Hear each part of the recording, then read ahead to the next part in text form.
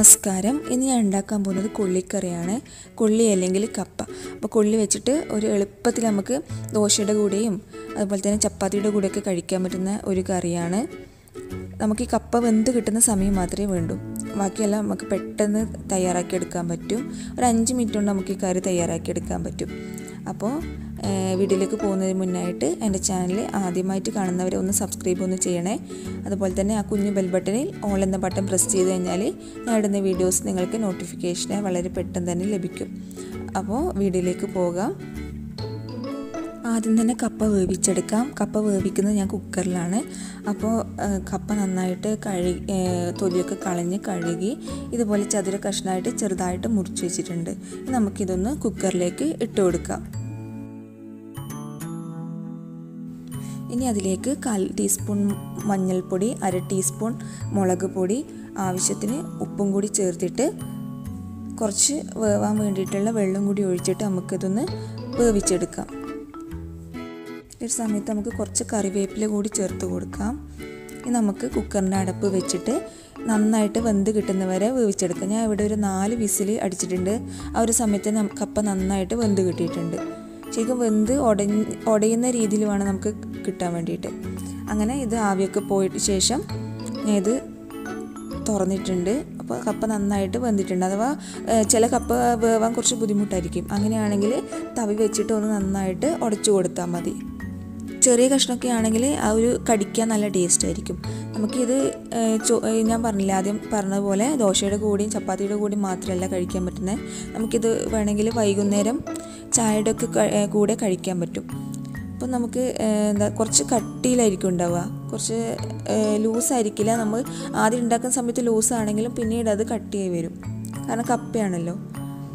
അപ്പോൾ നന്നായിട്ട് ഉടച്ചിട്ടുണ്ട്.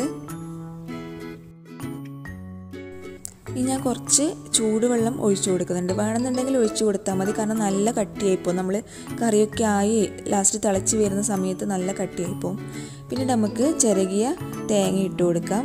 തേങ്ങ എത്രത്തോളം ഇട്ട് കൊടുക്കുന്നോ അത്രയ്ക്കും ടേസ്റ്റാണ് ഈ കറിക്ക്, കാരണം നാടൻ കറിയാണല്ലോ. അപ്പോൾ തേങ്ങ നന്നായിട്ട് ഇട്ട് കൊടുക്കുക. ഈ ഒരു സമയത്ത് ഞാൻ ഗ്യാസ് കത്തിച്ചിട്ടുണ്ട്, അത് പറയാൻ മറന്നുപോയതാണ്. അപ്പോൾ തേങ്ങയും കൂടി ഇട്ടിട്ട് നന്നായിട്ട് മിക്സ് ചെയ്ത് കൊടുക്കുക.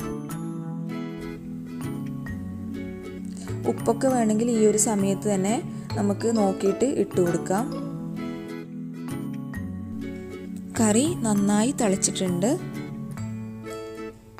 കണ്ടില്ല, നല്ല കുമിളകളൊക്കെ വരുന്നുണ്ട്. ഇനി നമുക്കിതൊന്ന് സൈഡിലേക്ക് മാറ്റി വെക്കാം.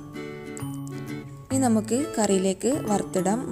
വറവിന് വേണ്ടിയിട്ട് ഞാനൊരു പാൻ ചൂടാവാൻ വെച്ചിട്ടുണ്ട്. ഇതിലേക്ക് നമുക്ക് വെളിച്ചെണ്ണ ഒഴിച്ചു കൊടുക്കാം. വെളിച്ചെണ്ണ തന്നെ ഒഴിച്ചു കൊടുക്കാൻ ശ്രദ്ധിക്കുക, കാരണം നല്ല ടേസ്റ്റാണ് കോക്കനട്ട് ഓയിൽ ഒഴിച്ചു കൊടുത്തു കഴിഞ്ഞാൽ.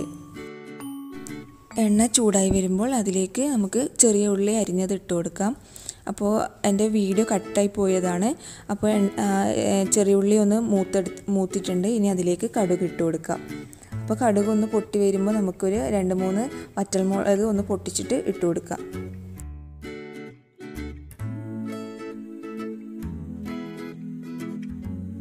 അങ്ങനെ ചെറിയുള്ളിയും വറ്റൽമുളകും കടുകൊക്കെ നന്നായിട്ട് മൂത്ത് കിട്ടിയിട്ടുണ്ട്. ഈ ഒരു സമയത്ത് നമുക്ക് കുറച്ച് കറിവേപ്പില കൂടി ചേർത്തിട്ട് നമുക്കൊന്ന് നന്നായിട്ട് മുരിച്ചെടുക്കാം.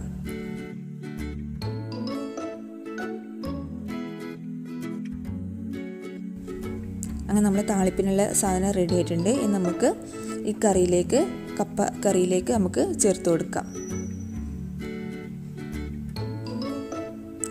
ഈ സവാള അല്ലെങ്കിൽ നമുക്ക് കുഞ്ഞുള്ളി ആയാലും അരിഞ്ഞത് ചേർത്ത് കൊടുത്താൽ മതി.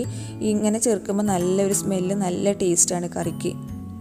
നമുക്ക് നന്നായിട്ടൊന്ന് മിക്സ് ചെയ്തിട്ട് നമുക്കിതൊന്ന് ഉപയോഗിക്കാം. ഈ ഒരു നാടൻ കറി എല്ലാവരും ഒന്ന് ട്രൈ ചെയ്ത് നോക്കണം. ലൈക്ക് ചെയ്യണം, ഷെയർ ചെയ്യണം, കമൻറ്റ് ചെയ്യണം, അതുപോലെ തന്നെ സബ്സ്ക്രൈബ് കൂടി ചെയ്യണം. അപ്പോൾ അടുത്തൊരു വീഡിയോയുമായി കാണുന്നത് വരെ ബൈ.